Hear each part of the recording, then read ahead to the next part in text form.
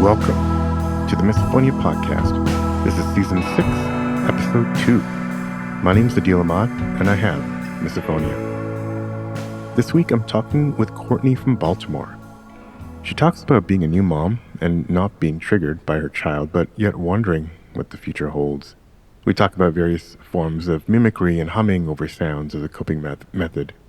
And we delve into her past, of course, growing up, going to Catholic schools, and her penchant for being clean and orderly, and always hearing the voice of guilt, where all that came from, and what, if anything, these might have to do with misophonia. Remember, you can reach out to me by email at hello@misophoniapodcast.com, or hit me up on Instagram or Facebook at Misophonia Podcast. I also sometimes check out the Twitter at Misophonia Show. Thanks for the support of our Patreon sponsors. You can check out the various levels at patreon.com/misophonia podcast. And of course, one of the best ways to get the word out is leave a quick review or rating. It helps us rise higher in the algorithms and reach more misophones. All right, let's get to my conversation with Courtney. Courtney, welcome to the podcast. Good to have you here. Thank you. So I'm sure you've heard episodes. I'd love to hear kind of where you are. I know you just said you're outdoors. Kind of where in the world are you, and maybe then kind of what you do. Oh, cool. Okay. I'm in the Baltimore, Maryland area, kind of the way suburbs of Baltimore, Maryland. And I had a baby in 2019, so I've been kind of on work hiatus, if you will, since he's been born. But I have dabbled back into the working world since he was born. I do a lot of administrative stuff for the most part. Yeah, and you can probably do a lot of that remotely, I would imagine, or are you being asked back? Okay. Before I left, they were nudging to go back, but I was not into going back. So yeah. You're not alone, I'm sure. Cool. Okay.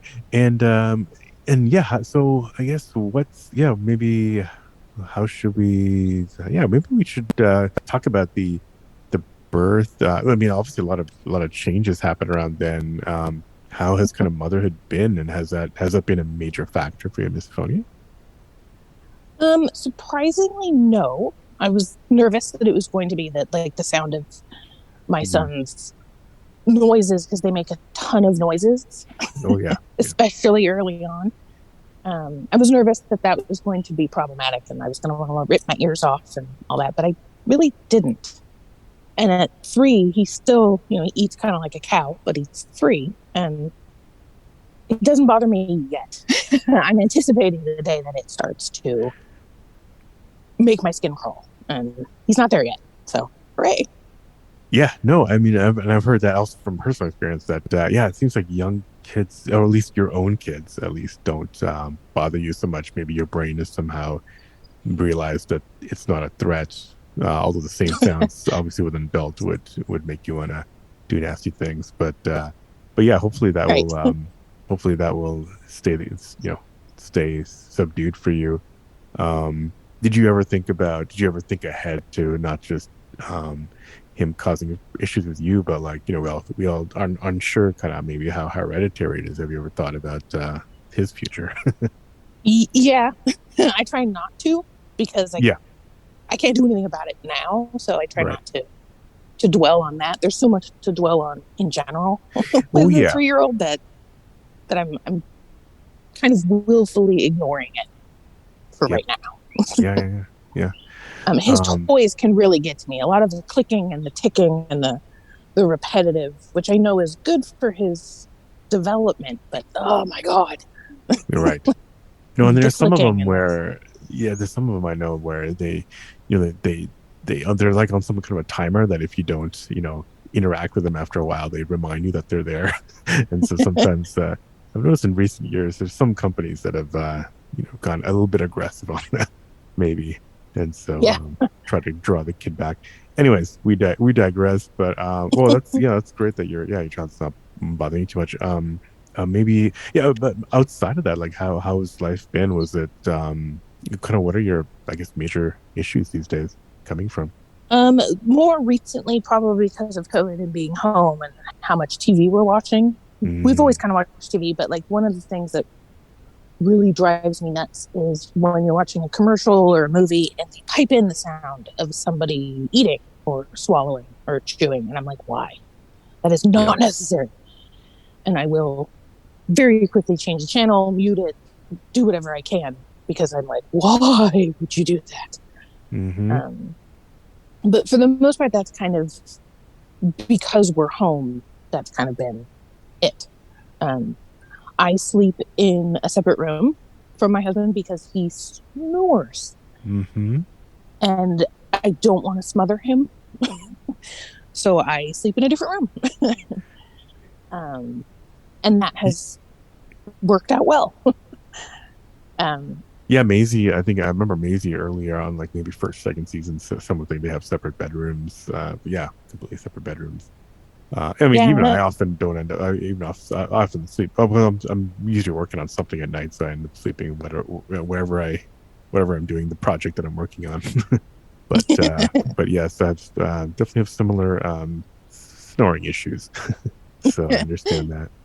Yeah. And he also, my husband does this, it's not my husband, it's the kid. He drops cups all the time, or like his silverware or his plate or whatever. And I know he's not doing it to be mean, but like my head explodes when he, especially when he drops a cup. I can be in another room and he drops that cup and I'm immediately like ready to yell at him. I don't. I try really hard not to snap and snark. Not only at him, but at kind of everybody. I have always been very hyper sensitive to that. I know that the sounds that people are making are second nature and they're not thinking about it. So I try not to give a glare. I am not good at not doing it, but I try not to. And I try to remind myself that they're not doing it to make me want to do bad things. It's just they're breathing. And they happen to have a whistle in their nose, or they're snapping gum because they're bored.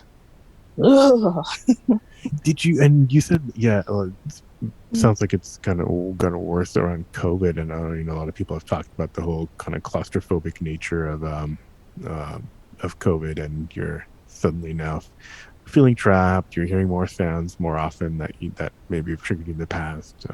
It sounds like it's kind of your experience as well, right? That kind of everyone's closed in, or everyone was closed in, and we're still, with those of us working from home, we're still, we are fundamentally basically locked down. I mean, we happen to be able to do stuff and leave, but we're basically all now voluntarily at home in a way.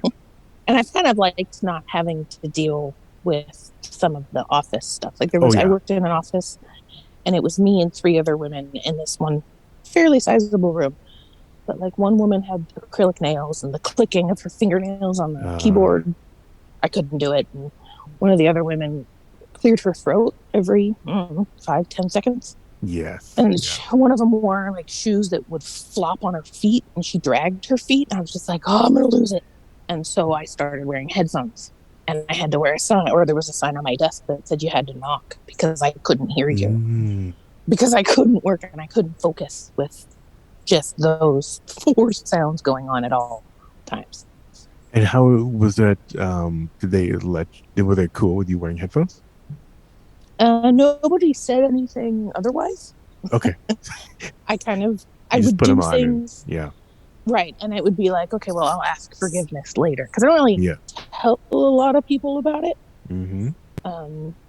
The few times I have, for the most part, I've had a few friends that are like, oh, that drives me crazy too. And so I was like, oh, good. But the other people just kind of look at you like, what? I'm like, never mind. I'm just going to go back to being antisocial. Right. Yeah, that's you kind of never know. And then, the deer in the headlights reaction is like, it's almost like, I don't know, sometimes it's worse because like you don't know how to react back at. Right. And I really don't like it when I tell someone and then they're constantly like, oh, does this drive you crazy? I'm like, well, not until you said it. Like, now it is. Because I can sometimes distract myself. I hum a lot. And people always thought that I was just like happy-go-lucky humming. And I'm like, no, it's so that I don't commit homicide and like kill all of you. So, And is the humming to mask the sound, or is it to distract yourself? I'm curious. I think it's both. Mm-hmm. If I'm Did you humming, do? most of the time I just hear my own humming. I Yeah, don't yeah, yeah. hear that. Oh, it's interesting. Yeah, yeah, yeah. Because um, yeah, some people, I mean, some people stick their fingers kind of around their ears and kind of move their fingers around to kind of like generate some white noise. But with humming, you're not necessarily trying to mask it, but you are, in a way, maybe just covering up the sound. Yeah, and I'm not humming really loud, but if you're standing Yeah, next to me, you'll hear that I'm yeah, kind of yeah, yeah. humming. Interesting, and that's enough for you. That's yeah, that's cool. I hadn't heard that as a coping mechanism. Do you do like mimicry as well, where you try to copy the sound? I know that there's even some research that is kind of pointed to some explanations for that. I'm just curious if if that's part of your toolbox. No, I think mostly because the idea of making the sound that's making me crazy Yeah, is yeah, terrifying. I'm like, no, thank you. yeah, yeah, yeah. Okay, cool. Um, and yeah, I mean, and your husband, obviously you have one child who's, too young to know what it is, but obviously have you told your husband? Obviously, if you're sleeping in separate rooms, he's somewhat aware that you're sensitive to sounds. Yeah, he drinks. So I was trying to think about it last week. I can't remember when I told him, Mm-hmm. and I feel like it. He drinks a lot of water with ice in, and like the sound of ice Mm-hmm. cubes clinking can Yes. start to make me twitchy. And we'd be sitting on the couch like watching TV or doing whatever, and he when he drinks, he does it in repetitions of three, which just makes me go even crazier. Where I'm like, oh my god, Does not he only are you know that? drinking it, but you're doing it three times. Yeah. Um, I haven't really pointed out the whole repetition part of it drives me Right. nuts, Right. but he definitely knows that like the drinking and the swallowing and like the slurping. And I'm like, can you not slurp that?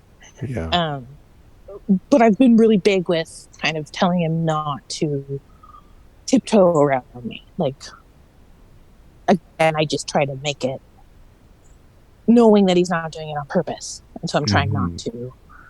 not to be that person in the room. Okay. My So, therapist. sorry, were you saying? Oh, my therapist is like, you're placating. And I'm like, I know. But I just don't want to be that person that's like, hey, can you shut the hell up? Yeah, well, a lot of us we don't even necessarily need it to be a big deal. We just need people. Oh, yeah, we don't need people to like tiptoe or ask us constantly what is this okay or is that okay? It's more about just having some awareness. Some just realizing that there is some acknowledgement and willingness to try is usually enough. Yeah. Just Like not when excited. Yeah. one of the offices, I had gotten a different position in that job where I was in the office with the three, and I got my own office with a door. And I was like, sweet baby Jesus. Yeah. And I would more often than not go in, and I always get in like 30 to 40 minutes before people because I'm not a morning person. And I'm like, Mm-hmm. don't talk to me. And if you say good morning, I'm like, oh, I could throw my coffee at you. Like you could say morning, but like, ugh. Ah, And so okay. I would just walk in and close my door. Yeah. And people were like, oh, you're just antisocial. And I'm like, no, the guy across the hall clicks and ticks and does all this other crap. And so my bat ears can't focus on anything other than that. So I just got to close my door. So you get in early, so you don't have to do that walk of that walk down the office where you have to say morning Yeah. to everybody. Yeah. Okay. And I went through the side, and I like would just be really people. I'm sure thought I was very antisocial because I didn't like the forced lunches where we would all sit in the lunchroom. I'm like, no, I thank hate you. those. Yeah. It's not just for the sounds. I just don't even No, know. It's like, right. Like I don't. yeah. Don't make me try to be Yeah. your friend. It's funny because I mean, but usually, if yeah, it's interesting. If for yeah, even if I'm like really good friends with the people I work with, I just don't want to sit around and have lunch with them. Yeah, that's yeah. Interesting. So why don't we rewind way back to kind of like kind of early days for you? When did you start noticing growing up that this was a thing? I think the earliest that I really remember it is sitting at the kitchen table with my brother Mm-hmm. every morning when we would have breakfast and being like, "Oh my God, could you eat any louder?" Mm. Or "Why are you slurping that milk? Like, what is happening? Why can't you just eat like a normal human being?"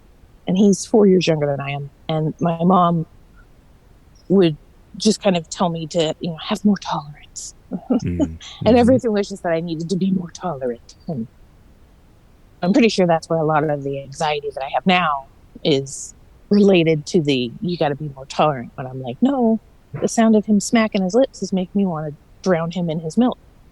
And I'm 8. Yeah, yeah. I was gonna say around 8. What was that? Was there anything happening at home around that time, or in the world around you, in your environment, that was different or changing, other than obviously, that you're getting to that age when everything changes inside. Yeah. No, not that I can think Mm-hmm. of. I mean, life was pretty great.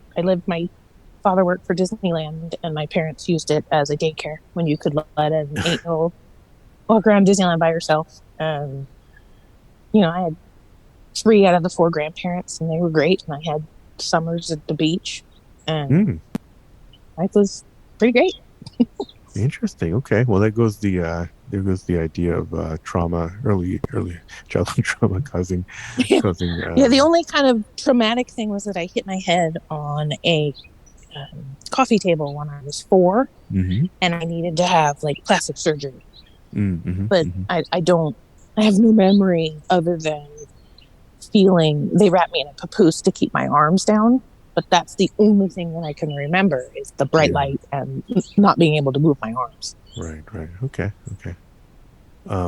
Interesting. Okay. And then after your brother started driving you crazy, did that start to proliferate to other family members? I'm curious kind of how that path went, the journey. Yes, my mother is Scottish, and so she drinks tea kind of Oh, 24 hours a yeah. day. Yeah. Yes. And Right. like between the slurping and the swallowing and the clinking of the spoon and the cup, I'm just like, nope, I gotta go. And so Mm-hmm. I just leave. At first, it was leaving the room. Now I have to be like outside. It's Yeah. it's like my bat ears hone in on the fact that she's drinking, and I need to listen to that, even though it makes me want to rip my ears off. Yeah. Yeah. Yeah. And okay, interesting. And then the reaction again, I'm assuming was still like you're being too Oh, sensitive tolerance. or tolerance, right? Yeah. Right. Mm-hmm. And was your brother starting to tease you? Like, I'm curious, kind of like, were you being starting to get kind of I don't know, getting some kind of hostile reactions, or No, not really. yeah, I think he was more kind of like, shut up and just turn the cereal box around so I could see the back of the cereal box. yeah, yeah, yeah. And he was less concerned with what my complaints were and more that he just wanted to look at it was his turn to look at the side at the back of the cereal box. I mean, he was Okay, like 4, so he was yeah. little. And how were you dealing with it? Was it um, what were kind of coping mechanisms or reactions? Obviously, you said you needed to just get further and further away.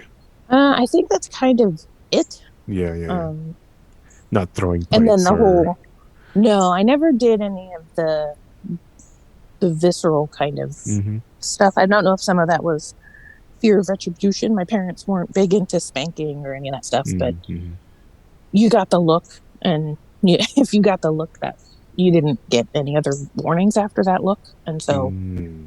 I would just kind of figure something else to do. And then once I got to like 11 or 12 and hormones started to take over, there was definitely more snapping and Yeah. verbal kind of like freak out and then stomp off and slam my door. Specifically related to misophonia, or I don't know if it was just that or if it was just kind of everything. yeah, yeah, yeah, yeah. Gotcha. And were you experiencing anxiety around that time? I'm just curious where there's comorbid stuff happening at that age. I don't remember it being a thing at school. I Yeah. remember being more annoyed at if people were touching the stuff in my desk, or like if my Mm. desk wasn't the way I left it when I went home. Mm-hmm. We used to put our books in behind our desk, like on this thing that you would have to make at the beginning of the school year, and it would make me crazy if somebody touched my books or Yeah. rearranged them, or if Right. theirs was messy. Like I couldn't stand it if their desk was messy or if their bag on the back of their desk was messy. Yeah. Yeah. I Yeah. don't know if it's because there was so much sound happening that I couldn't. There wasn't one thing I could focus on, but visually I could focus on what I perceived as disorder. Mm-hmm. Mm-hmm. Yeah. Yeah. I mean, it all comes back to kind of um I don't want to say like needing control because it's not like we're control freaks or anything, but there's some I would call it characterizing more like something disturbing the order, an order that we Mm-hmm. expect or need, um, Right. that our body needs. Um, and were you then? There's the whole misokinesia. I don't know if you're familiar with that term, but the whole visual triggers, did that start to form around that time as well, or has it been an issue with you as well, like watching people make sounds or something around that? Didn't really notice that until I started, oddly enough, listening to your podcast. And I'm like, Oh, oh, sorry. shit. And I was like, oh, shit. Yeah, damn it. That's a good point. Well, shit. Yeah, yeah, yeah. Um, It's a double-edged I sword. This definitely can podcast has been. notice. It's helped a lot of people, but it's also maybe caused as many new triggers. But I definitely can notice if someone, like, I watch a lot of baseball and mhm. I can tell I would go crazy in a dugout just from Oh watching yeah, the sheer amount of chewing that's yep. happening and the Chewing, spitting. And I would spitting. just be Yeah, like, yeah. mm-mm. Gotcha. Okay. Yeah. Yeah, that's something that obviously evolves. So did you, so other than the right, so the stuff being out of place, how did outside of the house at school, it didn't really obviously you don't know what it was. Did it start to affect your grades at all, your social circles? Not that not that I can remember. My grade stuff kind of took a hit in high school, but that was because of my family dynamic changing. Mm-hmm. Um, but I don't really. I think it was more that there was just so many sounds happening that I couldn't pick up on just the one Yeah. or the three things that were driving me nuts. Okay. Okay. At school it wasn't okay. Yeah, it didn't seem to be a as much of a Mm-mm. factor at school. Did it when things started to change at home and in high school, did your misophonia change as well? I don't think so, but Hmm. maybe because I didn't really know what it was, and Yeah. I still in the mid '90s, I still thought I tried I'm aging myself. I still thought it was I think we're the just same that age. I just that I had bat ears and like Yeah. I could Yeah. just hear, it was my superpower. I think I did say one time in high school when the question was, if you could have a superhero power, what would it be? And it was like I already have one, and Yeah. it's bat ears, and I can hear stupid stuff that most people Yeah. can't hear, and they don't care if they hear it, but like Yeah. What I do hear people it. think about that? Did you tell friends at all, like in kind of um other than that one time? Not in high school, Hmm. Hmm. um, but I think some of that was I was quiet in high school, and I went Hmm. to a very small all girl high school, and girls are mean. And Mm-hmm. in high Hmm. school, they're especially mean. And so you just kind of did what you could to not stand out. Hmm. And Hmm. I've always kind of had that. I don't want to stand out. Like I don't want to necessarily go to a party, but I want you to invite me to a party and be Yeah. okay that I'm going to say no, that I'm not going to go. And Right. that's Right. hard to do in high school. Yeah. Yeah. Gotcha. Okay. Okay. So I guess yeah, so then as you're kind of like leaving high school, how did things as you're becoming, going out in the world, well, maybe college. Did you go to college? Kind of how was it? How was it post high school? I did kind of though. I Yeah. went to a couple of junior colleges. I just wasn't, I don't know how much of it was that I wasn't not geared for school, but like I'm not school at the time didn't entice me. So I went right to working. And I worked in a hotel. And for the most part, that was great. Because again, it's loud and there's always movement and there's always stuff going on. And a lot of the times because I'm so organized and like overly anal about stuff being organized, a lot of time I was organizing stock closets by myself. I was like, great, nobody's around me, and I'm tearing apart a closet and putting it back together in an orderly fashion. This is amazing. Were your parents? But then I started. I'm just curious, just to kind of dig into that. Were your parents at all kind of clean freaks, or to use that term, or kind of super concerned about order? Or I'm just curious where you got that from, if you know. I'm pretty sure my mother is very orderly. I mean, I know she's very orderly. Things have a place and they should be where they should be. If you ever had anything out of place at home, I'm curious, did you hear about it? Did you get the glare for things like that? Oh, yeah. For being as incredibly anally organized and particular about stuff at school and work, not my bedroom. My bedroom was just like a bomb went off all the time. All the time. And that didn't stop until I was 30.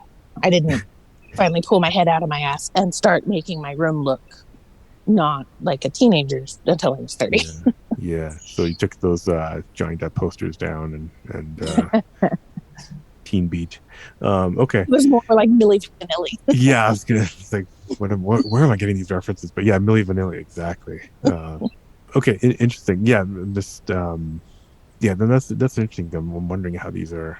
Well, it's unknown yet how some of these things are related, but that could be one of the, I don't know, something that kind of cross-pollinated over from your mom, kind of making maybe you feel kind of, I don't want to say guilty, or just kind of feel pressured for keeping things clean, and then that's somehow kind of like gravitating towards sound.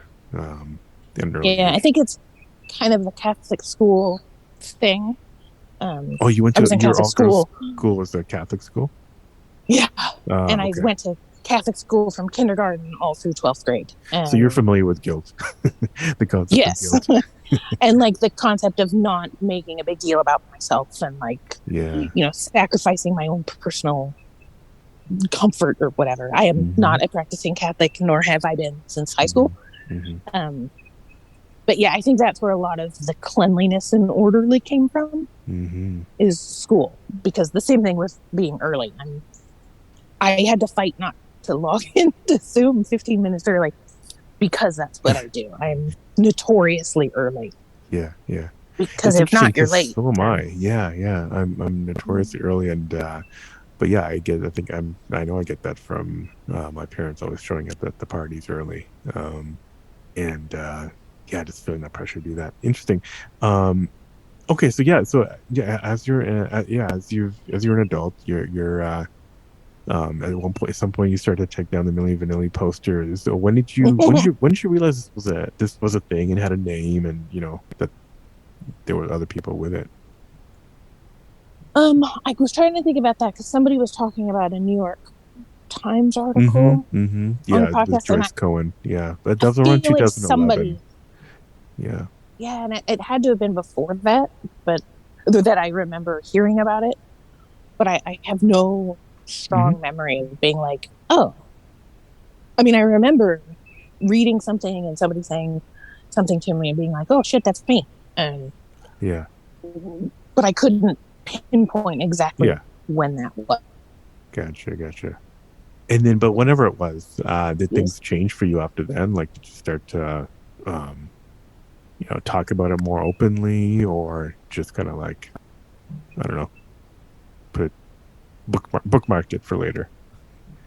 A little bit of both. I kind of mentioned it to my mom one time, and it was kind of like a shrug off. I definitely got the shrug. Yeah. And I was like, okay, well, it's new. I'm not expecting anybody to know anything about it because I barely know anything. And then that Quiet Please documentary it was when that Kickstarter Yeah. was going for that. It was when I really dove into, oh man, this is the thing, and I might be part of this thing. And so I had taken part in, I had given money to the campaign, but I couldn't pull myself together enough to do an interview. Like I wanted to, but I just couldn't. And so I didn't. One of my regrets. Yeah. I know. What? No, that's I think, as awareness, well, this is a big step. Coming on the podcast is going to help a lot of people like you, and I'm sure there'll be many opportunities in the future too. But well, I'm sure you may have heard, I had Jeffrey on the podcast a couple months ago, a few months ago. Yeah, that was a good conversation. But yeah, and my therapist has never heard of it, and so I recommended that particular episode to her to listen to. Cool. Okay. And so let's talk about that. I guess that. So I'm assuming you went to your therapist for non-misophonia related stuff. I'm curious if they obviously they had not heard about it. Have they? What's their reaction been since then? Since they've learned a little bit about it. She's asked a couple times for, like, most recently she asked how to spell it. Okay, and then that's one step, baby steps. Yeah. And then when I mentioned to her going on this, then she wanted kind of more info. So it kind of felt like that it was kind of secondary. But then when I was making strides to do stuff with it, she was kind of taking a step further on her end. Mm-hmm. Yeah, no, that's very good. And I've had several therapists and researchers come on the podcast. Those might be good episodes to listen to, and I have some actually coming up as well. Cool. Most of them having misophonia, but actually some of them not having misophonia, which might be an interesting perspective. So okay. Yeah, totally. Cool. And then you said you mentioned to your mom, she shrugged it off. Has that changed, or has it just been a kind of constant shrug? Pretty constant. I mentioned it again earlier in the week, and it was kind of like, "What's that?" I'm like, "Oh, forget it." Right. Yeah, I don't want to. You're not go through this again. Yeah. Right. So she's kind of got a lot going on too, so there's that Catholic guilt again with not, wanting to be the problem. But I can't fix her. I can only fix kind of me at the time. So once I can get myself figured out and, hopefully a spot where I'm not constantly a raw nerve, I might be quicker to kind of smack back with like, okay, we need to talk about this. Right. And so I'm assuming at like family events and holidays or whatnot, you just kind of, do what we usually do, is just not really bring it up and kind of escape when we need to. And yeah, my mom is one of 5, so there's a lot of people all the time. Mm-hmm. Christmas and Thanksgiving, all that is typically 40 plus people. And so there's a lot of noise, and so there's a lot of crowd white noise that I don't. There's never been a moment where we've been sitting at like Thanksgiving dinner and I'm listening to clinking or chewing because there's so much noise. Right. There's always somebody talking. So, and they're usually talking loud. And if there's 40 people, the venue's probably not like some tiny studio apartment. At least you can kind of like go to another room or something, or step outside. Yeah. Actually, you can step outside and no one's going to notice. Probably for a while. There's always the adult table and then the kids table, which the kids table is the one to sit at because it's the loudest. Exactly. Yeah. What's the good thing about having a kid? You always have an excuse to go somewhere else. So. Yeah. Once I became an adult and I sat at the adult table, I was like, "This is boring. I'm out of here." Yeah. Well, one thing we also do is always offer to help with the dishes or get drinks for people, so we don't have to be trapped sitting somewhere. And what about other? So you have a big family, and I've talked to a lot of people who have found other family members who haven't. Have you brought it up with anybody else? I brought it up with one of my aunts, and it was very early on, so I don't think she really kind of comprehended or understood it. She was being funny, and the response was, "Oh man, I'm sorry your brain's broken." Okay. And I was like, "Yeah, me too." Yeah. Gotcha. my family Okay. doesn't talk about their feelings. They've got the Scottish like stiff upper lips thing going on, and Yeah. so even if they did, I don't think anyone would talk about it. Right. Yeah.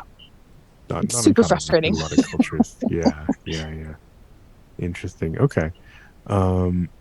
Yeah. And then I guess yeah. And how about then? What about in the workplace? Of yeah. I guess we talked about how you just kind of I guess avoid people as much as you can. Has that ever caused an issue? Like, have you ever found anybody else, maybe at work or um work adjacent clients or vendors or whatever who have had it as well, or maybe be showing signs? Yes. When I moved to Maryland and I started working at a association, a professional association, there were two women who I mentioned that the sound of X drove me Mhm. nuts. And they both said, "Oh, me too." And one definitely is a little more intense than I am, Yeah. Oh, and okay. one is a little less intense than I am. Mm-hmm. Mm-hmm. So we kind of made a good trio because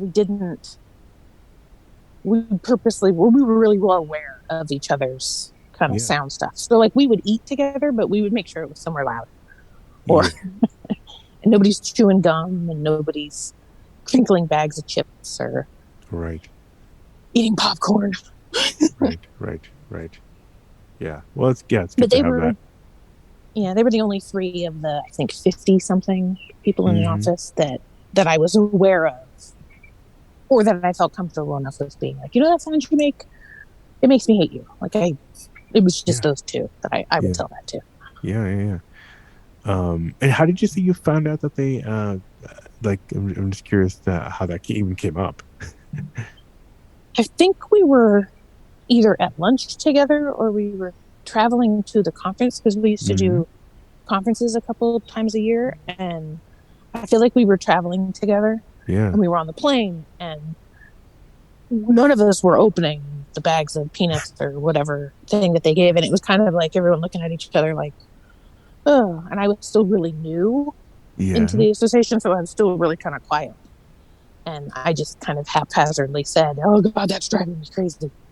And that turned into a whole conversation Yeah. on Okay. the on Interesting. the way to the place. And I was like, "Oh, cool." Yeah. Gotcha. Well then, okay, and then yeah, other than not opening your bags of peanuts, like what are some of the other coping mechanisms, like just kind of day to day, outside of your office? Is it? I mean, I know there's not that many, but you always have kind of earbuds or even earplugs around, or I'm just curious, kind of like how you get through. Yeah, some of the things like I won't rip open a bag of chips. I cut it Mm-hmm. Mm-hmm. because it's quieter, so I'll cut it. I do wear earbuds quite a bit. I got Yeah. AirPods Hmm. recently. I don't know why I was fighting them for so long, but I did. Well, they're not super Um, cheap. so I got those, and those are helpful. But I have to be able to hear the 3-year-old if he's Yeah. like, "Mom, I need X," and so Right. I'm like, "Well," so I have it in one ear, which can usually distract me enough. But The AirPod Pros have this like transparency mode, which seems to kind of like raise the volume of or it makes it like voices a little bit clearer, like cut through the music or the sound or the white mm-mm. noise, whatever you're listening to. So that can kind of help.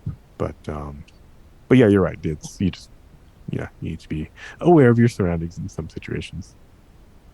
I get really zony a lot, and I think Mm, I zone out in an attempt to go somewhere else. hmm. So Yeah, people will be like, "Are you there?" And I'm like, "Oh yeah, I'm sorry, what?" yeah, yeah, yeah. Um, I'm not sure how much of that is the coping or how much of that is the anxiety thing, but Gotcha. it's what I Okay. do.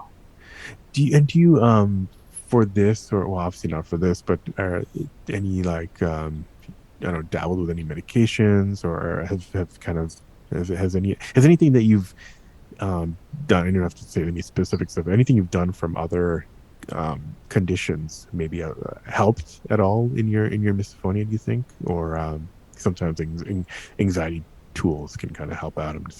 Or not. I'm just kind of curious. Not that I can Hmm. think of or that I know of.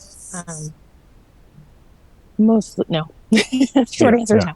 Yeah.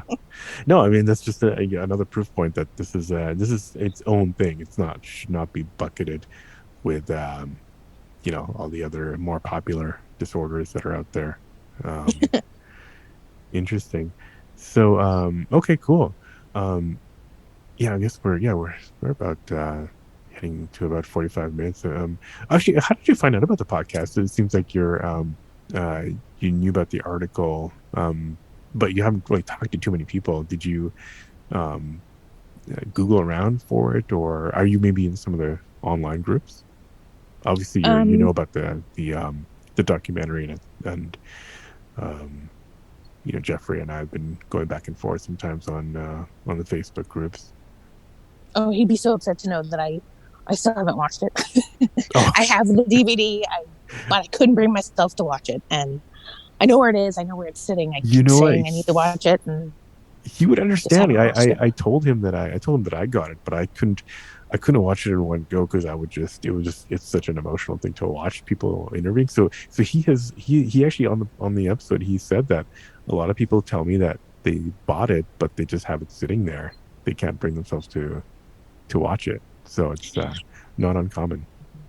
I think part of why I didn't watch it too is I was in forums years ago. I feel like it was Yahoo or maybe it's a different one, and it might have been Facebook before I left Facebook. But I was starting to get kind of agitated slash disappointed slash kind of like, oh man, because a lot of it was people complaining about people making sounds and almost being proud of themselves for either the glares they were giving or the snappy, snarky responses they were saying to people. And I was like, well, that's just not fair. Like, John sitting on the train sipping his coffee doesn't know that it's driving you crazy, and it's not fair to ruin his day because we hear that sound more than most.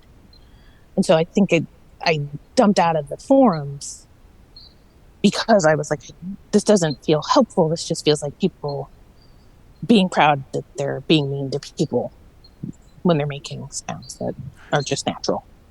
Yeah, I think a lot of us we are excited to join those forums, but they quickly turn into these weird rants, which end up being like a lot of other Facebook groups, not very helpful. And I think it's not like I don't think that's the majority. I think just happens to be the people that write the most, that do the most posting. Yeah. But then non-misophones kind of like hear about that stuff or see that stuff, and then they just assume that we're we're just big complainers. So right, I think we're just being assholes. Yeah, which is another reason why I wanted this podcast, is just to kind of like let's talk like normal people and just kind of expose the fact that it's not just a bunch of whiners. That's how I found the podcast, was that I was starting to recognize that I think some of the anxiety in the constant level 9 that I'm at is because I'm fighting off the sounds that drive me batty. And I'm not telling anybody, so now I'm just bottling everything. And so then it was like, well, I got to do something. And I just recently started listening to podcasts because I can't, most of the time I can't focus. And I'm like, oh, look, wind. And I can't listen to people talk. There are some podcasts that I couldn't listen to because I couldn't stand the sound of their voice or the breathing pattern that they were doing when they were talking. Yeah. Or the whistles or the mouth noise that they were making while they were talking. And I'm like, oh, this isn't going to work. Yeah, it's interesting. I just had this conversation I was in a meeting related to a future top secret project I'll share at some point. But yeah, I mentioned it because people have, I don't know if you've found this to be true, but because I actually edited out a lot of the definitely all the lip smacking and weird, if I breathe kind of weird or inhale too much, I take as much of that out as possible before publishing. I'm curious if you've noticed any difference listening to this podcast versus other ones. Yes. I think with yours, for the most part, it's only been, and I'm sorry to the other people that called into the podcast, it's just the sound of their voice that I'm like, nope, can't take it, and I move on. And I feel bad because I'm like, it's just how they talk. But I'm like, I can't until I don't. Understandable. And sometimes there's sounds I can't get out that happen to be in the background, but it's honestly another reason for me to just get some quality transcripts out so that people can read those episodes on their own. Well, super cool. Yeah, Courtney, great to have you on the show, and yeah, thanks for coming on.